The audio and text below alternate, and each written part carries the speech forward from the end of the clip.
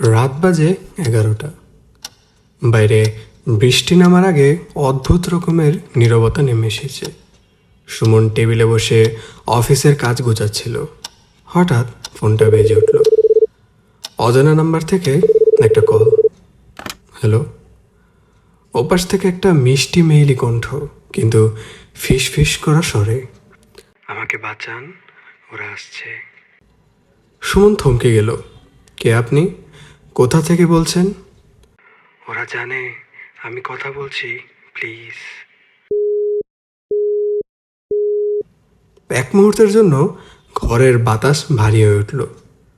সুমন ভাবল কেউ ভুল করে ডায়াল করেছে, কিন্তু অজানা অস্বস্তি তার ঘাড়ে নিঃশ্বাস ফেলতে লাগলো।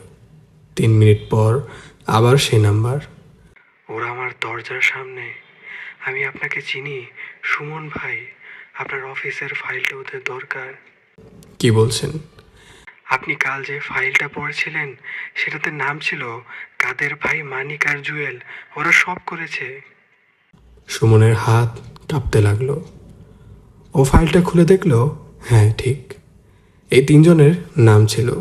তার একটা জমি দখলের মামলায় অভিযুক্ত এবং সন্দেহভাজন একজন লোক গতকাল দুর্ঘটনায় মারা গেছে। আপনি কে? সুমন জিজ্ঞেস করলো। আমি সেই লোকটার বোন। আমাকে ওরা আটকে রেখেছে। আপনি যদি ফাইলটা প্রকাশ করেন আমাকে মেরে ফেলবে, কিন্তু আপনি না করলে আরো মানুষ মরবে।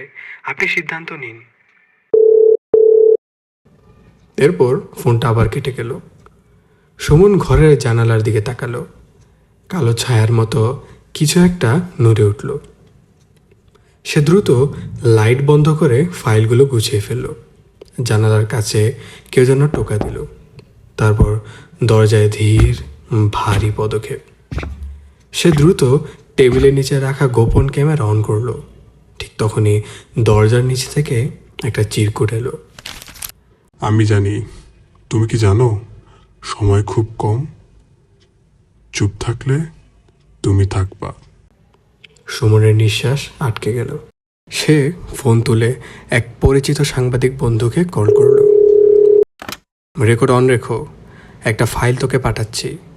এটা যদি সকালে প্রকাশ না হয়। সুমন কিছুক্ষণের জন্য চুপ করে গেল।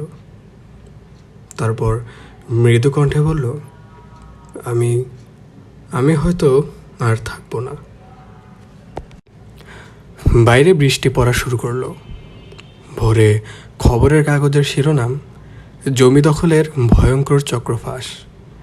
আরেক পাশে ছোট্ট খবর, ঢাকায় এক যুবক নিখোঁজ। সুমন আর নেই, কিন্তু তার ফাইলটা এখনো বেঁচে আছে।